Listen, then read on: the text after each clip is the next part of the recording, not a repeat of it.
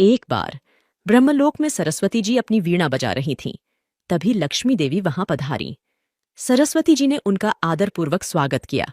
लक्ष्मी देवी ने कहा, मैं हमेशा लोगों की सेवा में लगी रहती हूं। धन और वैभव की देवी होने के नाते हर कोई मेरी पूजा करता है और मुझे हर जगह मान मिलता है। सरस्वती जी ने उत्तर दिया, आप सही कहती हैं, लेकिन आपके चंचल स्वभाव के कारण आपको चंचला कहा जाता है।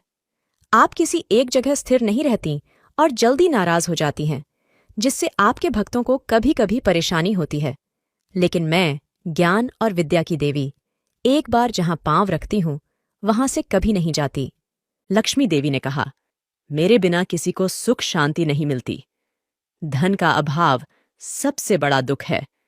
सरस्वती जी ने जवाब दिया, विद्या भी किसी धन से कम नहीं है।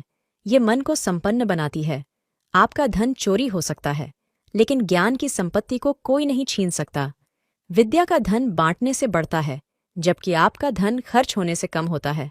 लक्ष्मी देवी ने तर्क दिया, राजा तभी तक राजा कहलाता है जब तक उसके पास धन संपत्ति है, वरना वह रंक बन जाता है। सरस्वती जी ने कहा, राजा का सम्मान उसके संस्कारों और विवेक से होता है। यदि राजा के पास बुद्धि न हो तो आपका धन किसी काम का नहीं है। लक्ष्मी देवी ने कहा, मेरे आगमन से परिवार में खुशी की लहर दौड़ जाती है। मैं लोगों के आंसुओं को मुस्कान में बदल देती हूँ। भूखे पेट ज्ञान की पूजा नहीं हो सकती, इसलिए मैं आपसे श्रेष्ठ हूं। सरस्वती जी ने उत्तर दिया, ज्ञान का स्थान हमेशा ऊंचा होता है। लक्ष्मी देवी ने कहा, चलो हम विष्णु भगवान से इसका निर्णय करवाते हैं। दोनों देवी विष्णु भगवान के पास पहुंची। वहां गंगा देवी भी मौजूद थीं। लक्ष्मी जी विष्णु जी के बगल में बैठ गईं। गंगा जी ने सरस्वती से कहा, लक्ष्मी जी तो विष्णु जी के हृदय में रहती हैं और मुझे उनके चरणों में स्थान मिला है, इसलिए आपके लिए यहाँ स्थान नहीं है। सरस्वती जी ने उत्तर दिया, लक्ष्मी जी मुझे यहाँ लेकर आई हैं, इसलिए आपको मेरे लिए स्थान बनाना चाहिए। यह आपका दायित्व है। गंगा देवी ने समर्थन किया। आप गलत समझ रही हैं। लक्ष्मी जी ने भी गंगा का पक्ष लेते हुए कहा, सरस्वती जी सोच रही हैं कि मैं आपको सिखा रही हूं। गंगा देवी ने कहा, सरस्वती जी, आप मेरे प्रति अन्याय कर रही हैं। भगवान ने स्वयं मुझे स्थान दिया है। सरस्वती जी क्रोधित होकर बोलीं, आप दोनों मिलकर मेरा अपमान कर रही हैं।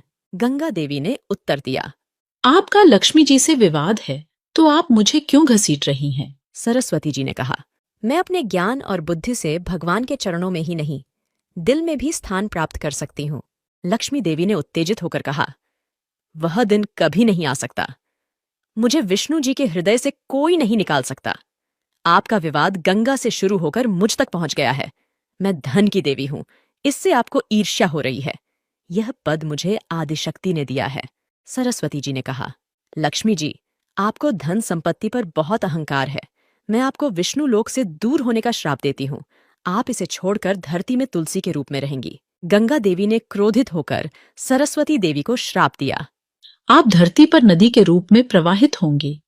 सरस्वती जी ने भी गंगा को श्राप दिया, आप धरती पर बहेंगी और वहां के लोगों के पाप धोएंगी। इस श्राप की बात देवी परमेश्वरी के कानों में पहुंची। मां काली ने उनसे पूछा, देवी, आपके द्वारा रचित शक्तियां आपस में क्यों झगड़ रही हैं? ज्ञान और धन में हमेशा टकराव होता रहा है। दोनों शक्तियां अपने आप को श्रेष्ठ मानती हैं। यह टकराव आगे भी चलता रहेगा। लक्ष्मी जी तुलसी के रूप में राजा हर्षध्वज के यहाँ जन्म लेंगी और कल्याण का कार्य करेंगी। सरस्वती जी कल्याणकारी धारा के रूप में प्रकट होंगी। गंगा को तपस्वी राजा भागीरथ धरती पर लाएंगे। योग निद्रा टूटने पर श्री हरि ने पूछा, देवी लक्ष्मी, आप चिंतित क्यों दिख रही हैं? मुझे सरस्वती जी ने श्राप दिया है। मुझे आपसे दूर धरती पर रहना पड़ेगा। यह तो विधि का विधान है।